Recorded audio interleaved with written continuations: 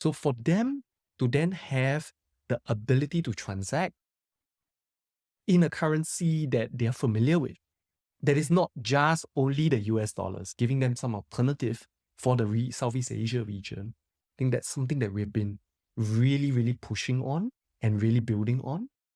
And so a person that comes to me very often is, oh, but we've got, like Singapore, we've got Fast, or we've got PayNow. In Indonesia, we have Curious. We've got so many forms of payment already. Like, what's so different? Why do we need to have a blockchain token representation of money that already exists today?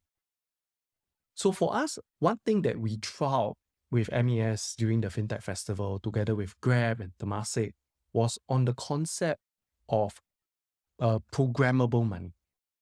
And that was one of the things which the then MES MD, Ravi Menon, also highlighted, the use case of a programmable money. In fact, we will say it's openly programmable money. Today, if you want to build conditions into your payment, you either go to an escrow agent and pay them an arm or a leg, or you got to convince your bank to create a very special kind of post-dated standing instruction, or what maybe for trade purposes, you might have a letter of credit that you got to tick certain boxes before the money is released. All those processes is something that we are trying to enable with the ability for anyone to openly program conditions into the money. So in Singapore Fintech Festival, we have this Project Orchid. So Project Orchid was a collaboration between us and Grab and Temasek, was for how do we showcase the use of programmability in money. And in this particular case, we showcase both programmability and interoperability. How we did that was we had the XSGD token and we put a smart contract wrapper over it. So that smart contract wrapper was where we define certain conditions, like example, expiry date, example, the limit of how many tokens can be in this smart contract, how many can be spent, example, whitelisted recipients. So if this token is transferred, if this smart contract token is transferred to a unauthorized recipient, it would just get locked up in the smart contract. It would not be able to release the smart contract to release the XSGD token. So here's what we're building, that level of programmability that you don't even need to come to us because it's an open blockchain. The smart contract can be programmed by you. It can be programmed by anyone. And with that, then the acceptance piece was what we showcased. So, well, forgive the technicalities, but when we use a smart contract to wrap the XSGD, we call that was represented in the form of an NFT.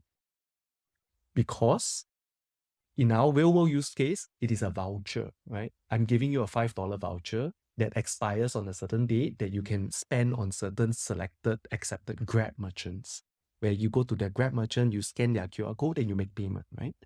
So in our case, we're trying to showcase the level of programmability in the form of a voucher. And each voucher is unique. And each voucher is either used or not used. And each voucher can be invalidated on a per voucher level, right? So therefore, an NFT kind of makes sense, right? But again, you see that our thinking process is not, oh, let's create an NFT because it sounds cool. Our thinking process is like, okay, if we're trying to enable programmable money and the selected use case is giving a voucher, what use of blockchain technology can we use to enable this case? So in our case, we use an NFT, right? And from then, what we showcased in the form of interoperability was for anyone to use their self-hosted wallet, to have that NFT in their wallet, to scan a Grab QR code, to interpret the Grab merchant's QR code, to interpret the blockchain address, and just send their token over. From Grab's point of view, once the money or once the token is received, the smart contract unwraps, the XSGD is released, they will give a payment confirmation to their merchant. So you see, we have just opened up that ecosystem, right? You do not need to be a Grab user to make payment to a Grab merchant and vice versa.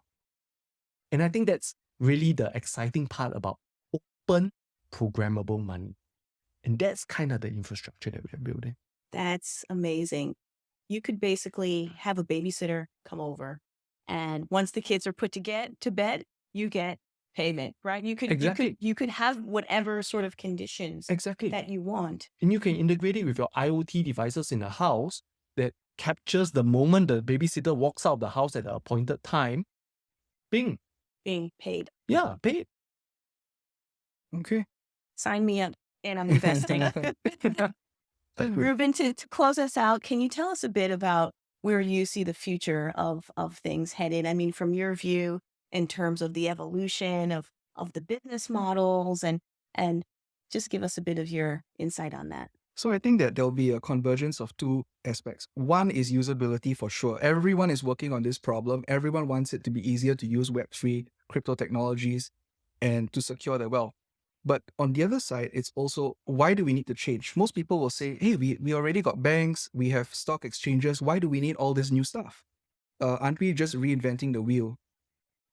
To some degree, some things just work on a database, but I'll say this. There is a generational shift, especially after the great financial crisis, towards distrust of centralized financial institutions. Facebook IQ, I think in 2015, did a study on this, and they found that 90% of millennials do not trust financial institutions. 68% thinks that their banks are doing things behind their back. Now, I'm not here to say whether that's true or not, but what I am saying is, well, the best way to win trust is to show them why they should trust anything. And the best way is, as you mentioned, Samson, open technology that can be independently audited and verified. Because if not, we will have the same excesses that we saw in 2022 that saw a collapse in the crypto space. But what did survive was actually very well built DeFi protocols. Those actually survived. Those did what they were supposed to do. Programmable money, programmable financial instruments. So to me, I think that what's going to happen in the next phase of innovation is this: making it easy enough for people to secure that, whatever their wealth or assets are, on an open blockchain and make it portable and sovereign, so that, over generations and you can see around the world, we're seeing more and more global unrest, wars in different places. I think we got 10 simultaneous wars right now. So you imagine, like, traditionally we'd say, well, if it's war, walk around, you have gold bars. I go, okay, so I got a gold bar and I want to buy a Coke. How do I get change? I think you got to shave the gold bar. Shave the gold bar a little. Yeah, just a little. So it doesn't quite work, right? But with digital asset payments, for example, whether it's a stable, whether it's Bitcoin, I'm not choosing the horse, but I'm saying you got to have one, and you got to have a way for it to be interoperable, and that's where the open blockchain technology works best. To me, that's the use case. That's where it goes, especially in a world that's getting more and more fragile. Actually, it gives more strength to blockchain technology as the anti-fragile solution. Yeah, so I think that's really where we're headed. And that's where I think, professionals like Samson and Justine and myself, we are all trying to help businesses transition. So Web 2 was the great, move away from paper thing, right? We can go across borders instantly, quickly. Now the question is, how do we make it as resilient as carving in stone? How do we do that? How do we make something resilient as stone, but as permeable as gas? That's the magic in blockchain. So that's where I think we'll end up. It's exciting times for sure here in Singapore. And it's been a pleasure speaking to all three of you. Thank you so much for being on the show. And we'll talk next time. Thank you. Thank you for having us. Thank you for having us.